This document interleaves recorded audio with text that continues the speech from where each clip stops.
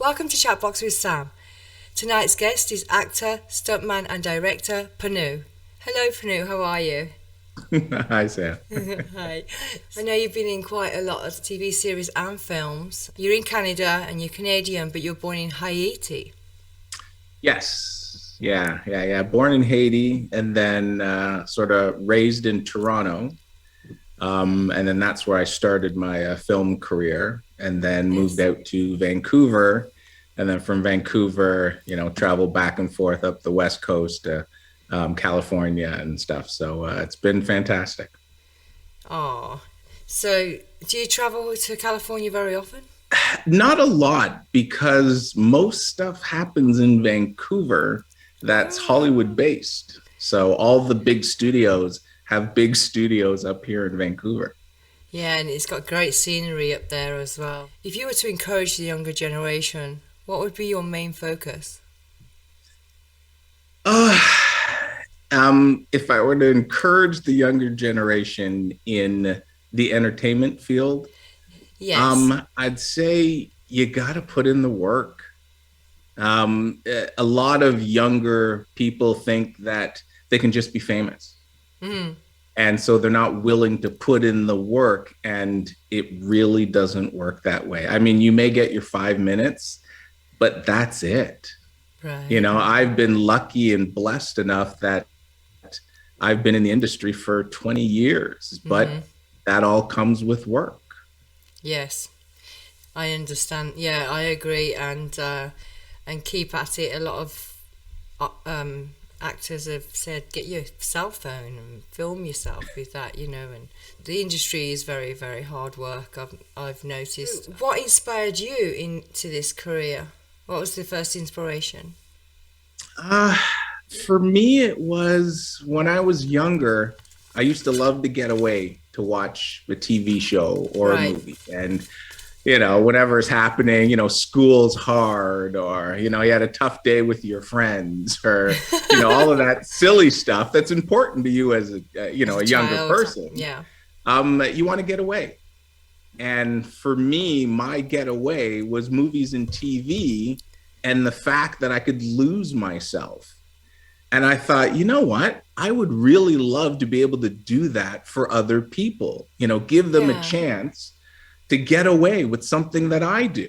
And so that's actually where it started. So I got into it in high school and then, did it in university and then was lucky enough to turn it into a career.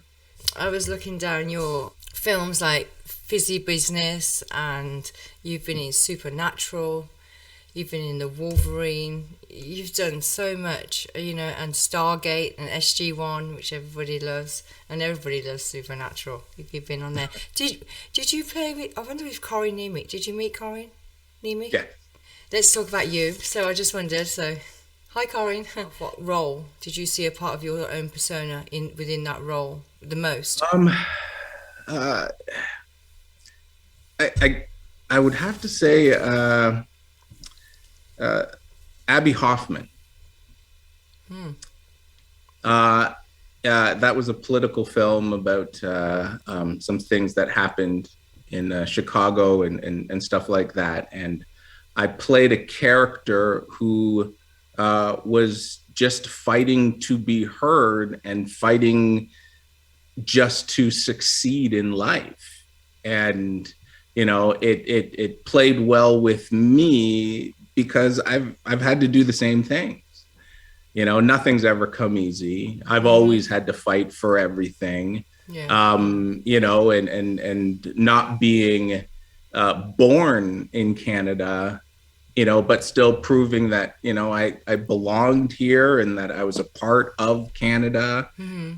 and being Canadian, and then, getting into the entertainment industry, you're fighting for a chance and then you get that chance. And then, as a black man, you got to Yeah. fight a little harder. Yes, I know. So it's always about, not giving up and sort of saying that, no, I deserve to be here. And you certainly do. And you do the work. I mean, in 2009, you're in Love Happens. You're in the X-Men. You've been in Stargate, Atlantis. And your name actually means God among us. Yeah. In Haitian, that's what it means. So I'm just thankful. So So, so that's why things are going good for you. So, and I do agree with what you say. I say to everyone that comes on my show, I do not censor anyone. If somebody wants to come on and they said the F word, they went, oh, and I says I don't censor anyone because it's your interview. The only thing I do censor is racism. I will not tolerate any such things because then I'm complicit. If I allow that on my show, I'm being complicit of it. So I will even though it cost me an interview, there's no question. I'd just shut the interview down and I'd lose that interview.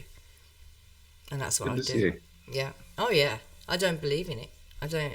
I just think, and it's a shame, because we're born equal and we die equal. And in between that, we should all be equal. You should judge a person's character by how they treat other people. Yeah, and I agree with all of that. And it's the world is tough enough as it is. And I have high hopes for, every generation that's coming, where I've noticed a little bit less and less because you're growing up with people of all races, of all creeds, of all colors. And it just becomes, no, that's my friend. Yeah. And that's a beautiful thing to see. The thing is, though, Panou, I think we always have grown up, for a few decades now. But it's what people were taught as they were growing. Yeah. It made the difference. Yeah. So, yeah, all the same. And if you go back to the biblical ways, we're all from Africa, if you do your genealogy. Even you. We're all family in there somewhere. I always call myself an undercover geek. I love it. Because to know me, you wouldn't, sort of know that, I just love everything sci-fi. So, I mean, when I got a chance to be on Stargate, awesome. I had to control myself. Oh. Because I'm meeting, and working with people that I have watched and I have enjoyed watching. And, a chance to act with them is just sort of like, a geek's best dream ever. I know. And so yeah, I had a bunch of fun, and then I was lucky enough, to be on, more than one of the Stargate series. Mm-hmm. And so sometimes it's just good. It is. So, and also, you're in Underworld. How was it working on that site? My son watches that over and over and over again. It's one of his favorite movies. That was a whole bunch of fun. Because when you get a chance to do a really big budget feature, whether it's, X-Men or Underworld or anything like that, they just really know what they're doing. And everything is to the max. Yeah. I mean, I just finished doing some stunts on Peacemaker. Yes. And again, just amazing, just such a great fun time. And it's so great to work with professionals that love their craft. Yes. Is there any directors, I know you look up to all of them, but is there any particular one where you've got a relationship, directors or producers that you really admire and look up to? Yeah, see, that's those are one of those questions that are really tough, because for me, whether it's working with some great actors or a great director or great producers, for me, it's all learning. Right. And the fact that I get to learn from anybody on anything is absolutely, amazing. I mean, when people talk about 6 degrees of separation from Kevin Bacon, I worked with them. Yeah. And that was amazing. And just to be in the presence of these people that love what they do like you do, you can't beat it. You just can't. Yeah, I love interviewing people. I love getting to know people and how they think and feel. You were in The Traveller. Yeah, The Traveler. That was a lot of fun. That was a lot of fun, and I was just a small sort of guest star role in that. But we got to shoot that here in Vancouver. Awesome. And so, all of the locations that we were shooting at were, ones that I know and I've passed by. And so to be able to film here and, on that set was just sort of great and just a lot of fun. Can we share the 2019 I'm Not For Sale? And it was the fight against human trafficking. Could you share your thoughts on that and what it felt like to play in such a role, please? Yeah, that was a good experience and a tough one. Up until that point, I don't think I really understood what human trafficking was. And sort of preparing for that role and learning more about it, and then hearing the stories of some of the women who actually went through it. Yeah. Just heart-wrenching. And it's one of those things where you shake your head and you're like, in today's society, how can that happen? And if it is happening, we really need it to stop and work towards making sure that, mostly women, but also men who get caught in this are not. I mean, it's such an absolute tragic thing in our society, in any society. I agree.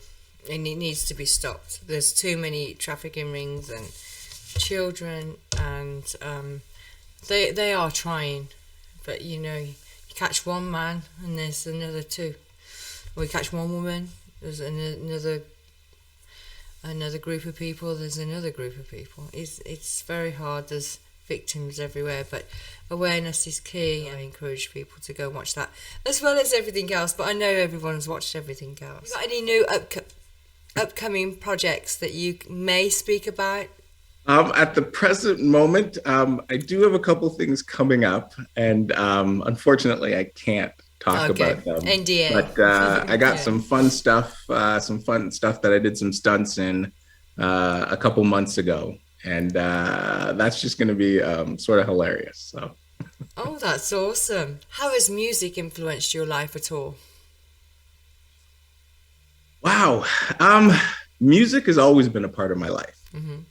And from a very young age, I was a drummer. Oh. And through, being a drummer and listening to different genres of music, I turned myself into a DJ.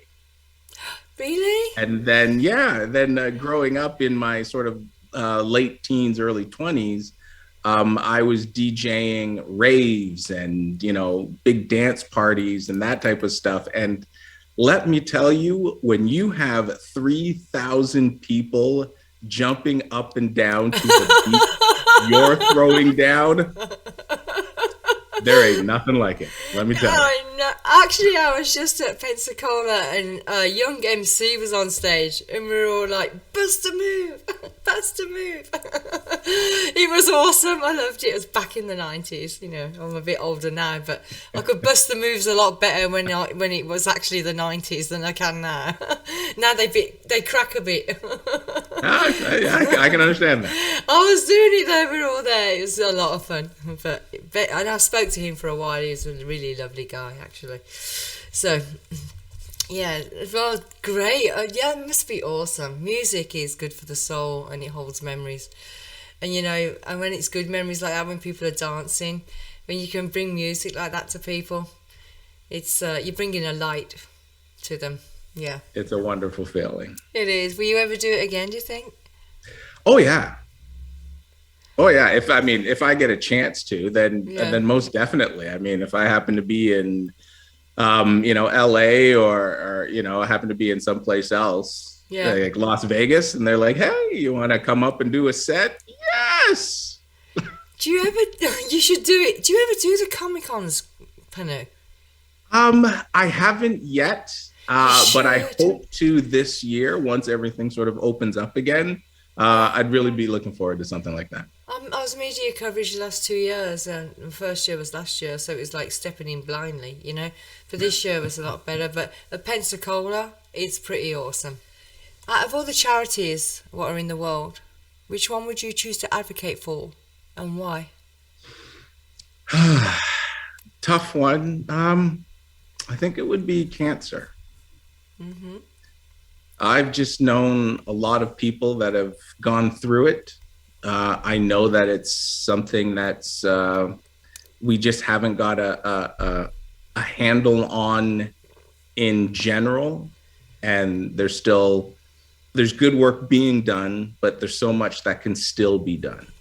Right. And yeah, that would be the one. Okay, thank you very much, and I agree. So, how do you feel about what has transpired since COVID-19? What was your personal experience regarding that? Yeah, COVID has been tough all around for everybody. I know for me and my friends and my family, we haven't had anybody that's passed away. We've had people that have had it and have been sick, and thankfully have gotten better. Mm-hmm. I think it's taught the world that there's greater things in life than just working all the time. Right. And you need to make time for family. And, even though that some people were forced to work from home, they found that they could work from home and they didn't need to be in an office all the time, meaning that you could, give yourself more to your family and friends. Yeah. And so as tough as it's been, there has been a lot of good that's come out of it too. But like everybody else in the world, we're really hoping that we get a handle on this whole thing. Yeah, absolutely. And it will. Is there anything that no one has asked you in an interview that you would have liked them to ask you? Here's the funny thing. As an actor, we just wait for people to tell us what to do and what to say. No, so, this is uncensored. Thinking outside that box, we just don't feel comfortable. I love it. I love how your eyes went all big. Well, that's a perfect answer. You made me laugh. So I've had some good answers as well, and it was your facial expression. It said it all. It was funny. So if people want to reach you, Panou, I know you've got an IMDb account. They can reach you on Twitter. Are you on Instagram and Facebook? Yeah, Twitter, Instagram. It's at Mr. Panou, and they can go to my website or my Panou fan mail. So a lot of different ways. Is there anything that you'd like to say to the viewers? Just keep watching. We appreciate it, and we thank you immensely because you are what we are here for. Oh, and Panou has projects coming up, and you will look out for them. Just check his IMDb regularly and watch his posts on Twitter, because he does post some stuff out on there too. So. And he's a very nice gentleman, and he's played with a lot of people as you know, if you check his IMDb. But I'd like to say thank you so much for attending Chatbox with Sam. It's been an honour and a pleasure to talk with you this evening. And thank you for having me. You're welcome, and God bless you and your family. You too.